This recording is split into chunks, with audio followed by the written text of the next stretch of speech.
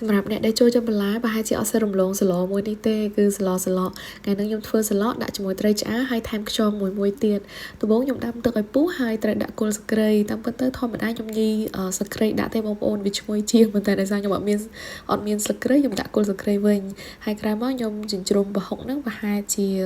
ប្រហែលជាម៉ាចេះ4-5ចង្វាយហើយប្រហុកហ្នឹងខ្ញុំលាងស្អាតហើយបានយកមកជ្រុំវាបន្តមកទៀតខ្ញុំដាក់ខ្ទឹមសហើយនឹងខ្ជាយបុកលាយជាមួយនឹងរមៀតតិចដែរក្រោយមកមានត្រីឆ្អើរប្រហែលជាមួយកូនចានរួចហើយខ្ញុំរំងាស់វាមួយផ្លែទៅបន្តមកទៀតខ្ញុំដាក់ល្ពៅហើយនឹងត្រាវរំងាស់រហូតដល់តែវាឆ្អិនខ្ញុំអត់ទាន់ដាក់គ្រឿងអីផ្សេងទៀតទេពេលដែលល្ពៅនឹងត្រាវមើលទៅរាងជិតឆ្អិនហើយបាទខ្ញុំដាក់សាច់ខ្យងចូលបន្ទាប់មកខ្ញុំថែមម្សៅស៊ុបមាន់ហ្នឹងមកស្លាបព្រាកាហ្វេស្ករកន្លះស្លាបព្រាកាហ្វេហើយទឹកត្រី2ស្លាបព្រាបាយគ្រឿងផ្សំខ្ញុំប្រើប៉ុណ្ណឹងហើយនៅពេលដែលទឹកស្លពុះម្ដងទៀតខ្ញុំចាប់ផ្ដើមបង់បន្លែថែមទៀតមានដូចជាផ្ទីស្លឹកម្ទេសហើយនឹងផ្សិតព្រមទាំងដំឡូងបារាំងបន្លែប្រហែលមុខហ្នឹងយើងអត់រំងាស់យូរទេយើងដាក់តាមមកពុះគឺឆ្អិនញ៉ាំបានហើ